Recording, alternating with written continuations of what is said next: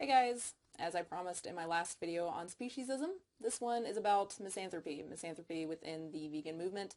And specifically, it is a response or kind of breakdown of Gary Yourofsky's recent video in which he claims that he hates all human beings. Before I start, as I did with the last Christina video that I did, the Fully Raw Christina video, I responded to one of her videos. This is not an attack on Gary. This is a critique of things that have come out of his mouth, of words, of what he said.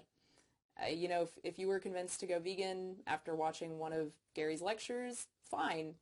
That doesn't mean that everything that he says is correct. I'm a misanthrope, not a racist. I hate all human beings, Palestinians and Israelis. All humans are a psychotic scourge to this planet. Whites, blacks, men, women, heterosexuals, homosexuals, Republicans, Democrats. Shit, I even hate vegans. So Gary is a speciesist. That's fine, except that he claims to be anti-speciesist. Hating an entire species, human or not, is not anti-speciesist. It's pretty much the definition of speciesism. But I remain a vegan activist because vegans cause the least amount of harm to the animals and the entire planet. Do they though? I know we vegans like to think so. I mean, it's a nice little ego boost. But as Let Them Eat Meat so eloquently and in-depthly points out, the main problem is that veganism is not the only or even the best way to reduce suffering. And since vegans don't feel a moral obligation to take suffering reduction to its logical conclusion, suicide, or, to be less demanding, possibly freeganism, that means any spot we pick on the harm reduction continuum will be arbitrary. If vegans don't have an obligation to be freegan, since there is no need to maximize harm reduction, then vegetarians don't need to be vegan, humane meat eaters don't need to be vegetarian, and so on. Vegans plant themselves at this arbitrary point in the harm reduction continuum and proclaim that everyone causing more harm than them is acting improperly, and everyone causing less is being better than they have to. The only way vegans can pull this off is by mixing and matching rights and suffering reduction arguments until they arrive at the answer of consumer veganism. Let me be extra clear about this.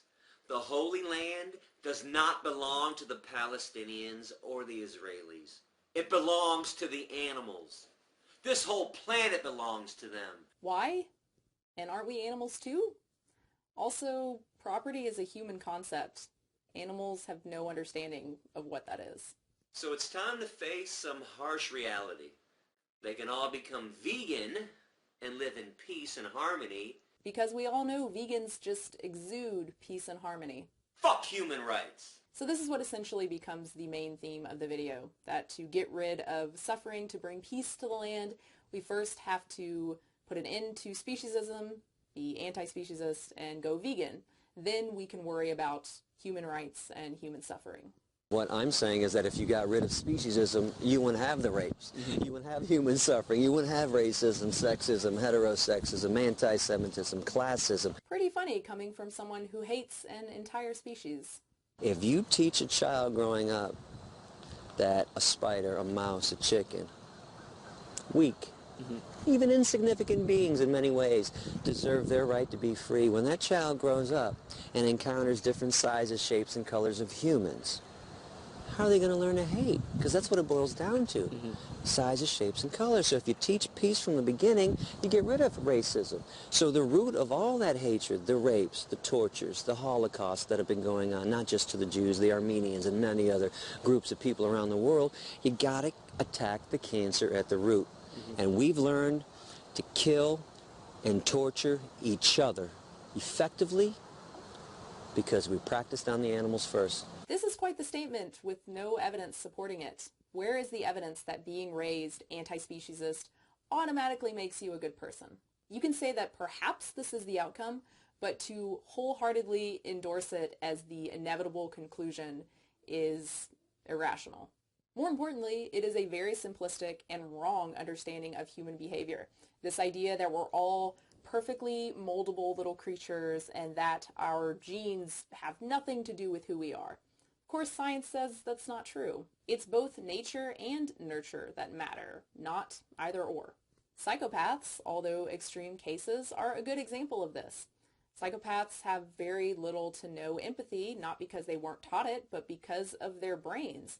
You can teach a psychopath compassion and kindness and empathy all you want. It's not going to make a difference. Side note, if you want a good book on this topic, I would highly, highly recommend Steven Pinker's The Blank Slate. My point here is that teaching someone right from wrong doesn't guarantee that they're always going to do the right thing. Virtually everyone on this planet is taught not to steal and kill and rape, and yet some people still do it. Of course, Gary would say that this happens because we don't also teach the immorality of speciesism. If we did that, then everyone would be peaceful.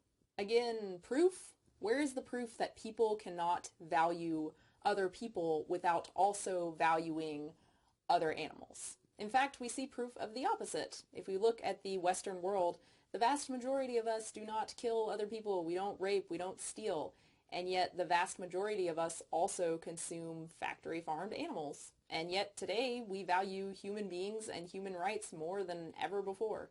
How does any of this make sense if valuing pigs and cows and chickens and being anti-speciesist is a requirement for also caring about other humans? It doesn't make sense because it's not a requirement, obviously. We can care about human rights without caring one iota about other animals. In fact, I would say it's easier for most people to do that. It's easier for most people to care about another human being than for another creature.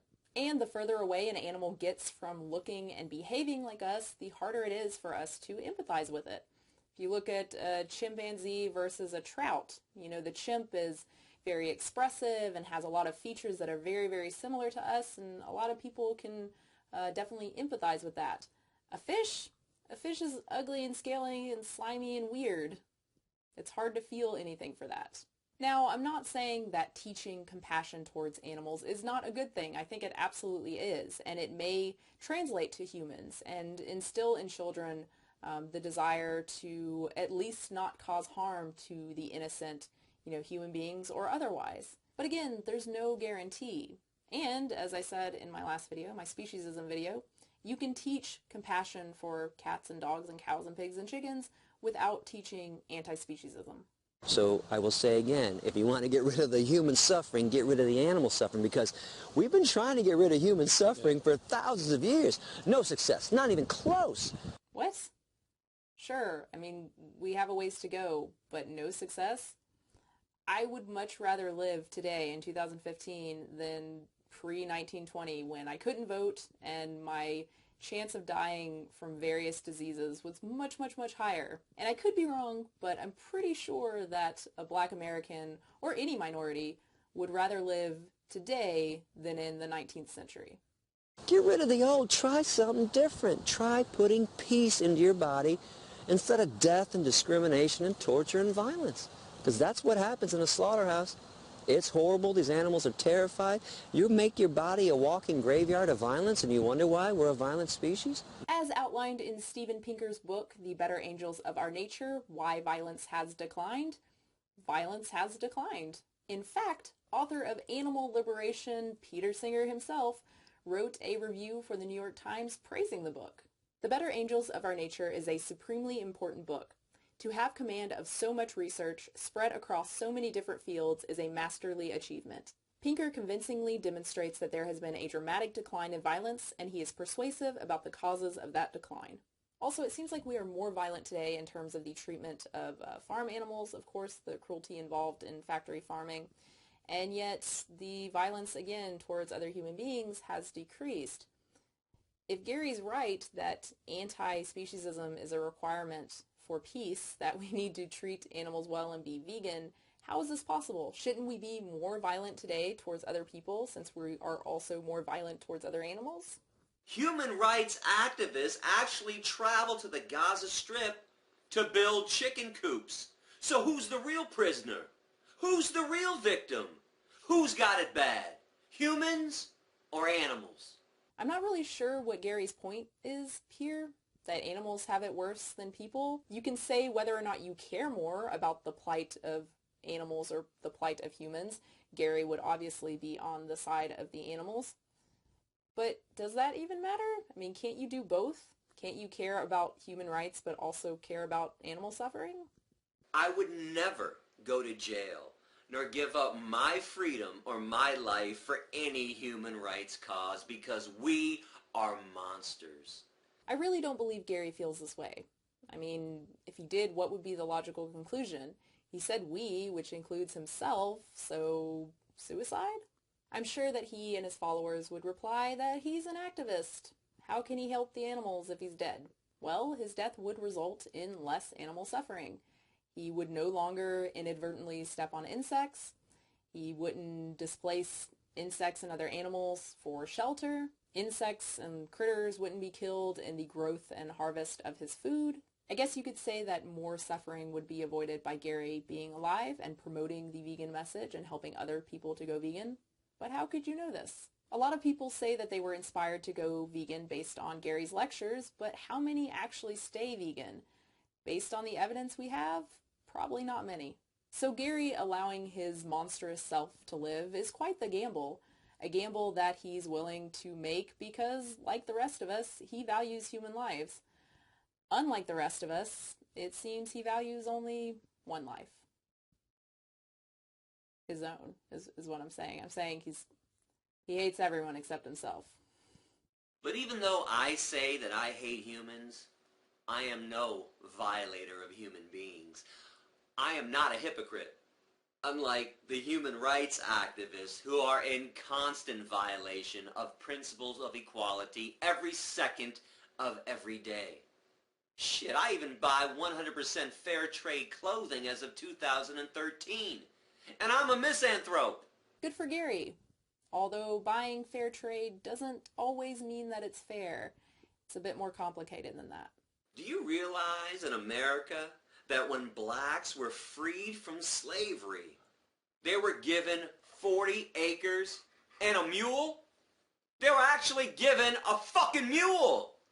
The freed slaves were given a slave.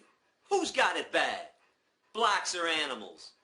When Hurricane Katrina devastated New Orleans in 2005, it took the government 5 days to rescue black people who were left behind, proving that racism is alive and thriving in America.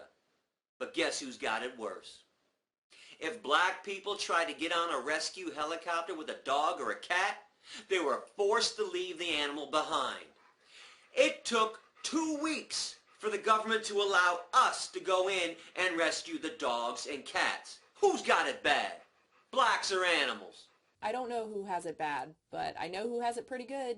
Gary, and myself, and you watching this video, better than a lot of people on this planet. It's why Gary can sit and film that video, and I can sit here and film this one, and you can sit there and watch it.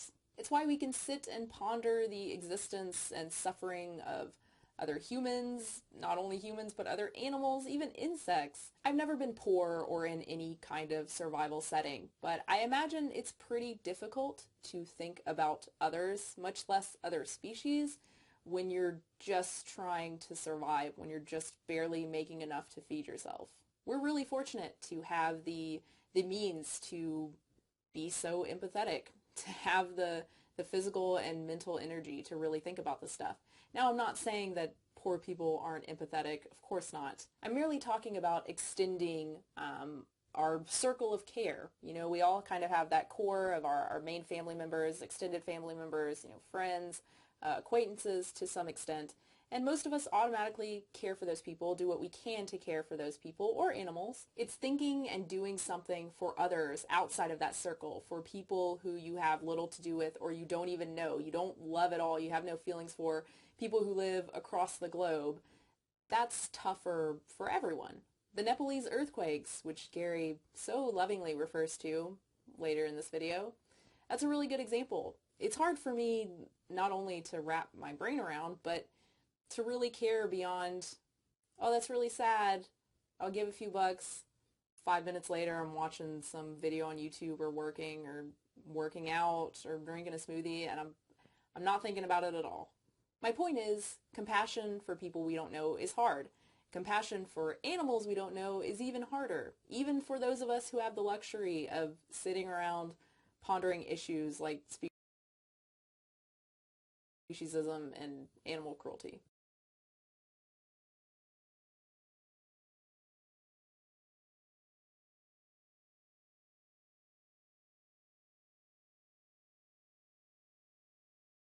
Student actually said that animals were living like kings and queens. Yeah, too bad it's like Burger Kings and Dairy Queens. That's pretty good.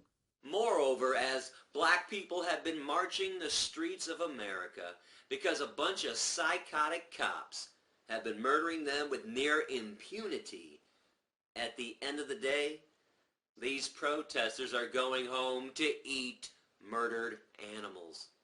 They are treating the animals in the same vile, disgusting way that the cops treated Eric Gardner, Freddie Gray, and the others. What a lovely display of hypocrisy right before our very eyes. But does anyone have the guts to call them out besides me? I really hope not. This is my main issue with this video. Gary clearly cares about animals. He's an animal rights activist. He obviously wants more people to care about animals and to go vegan. How does this video do that?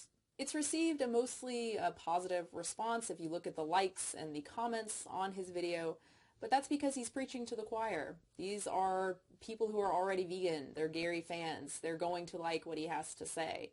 Show this video to a non-vegan or to a vegan who is not a fan of Gary's, and I think you're going to get a very different reaction. Most people find anti-speciesism disgusting.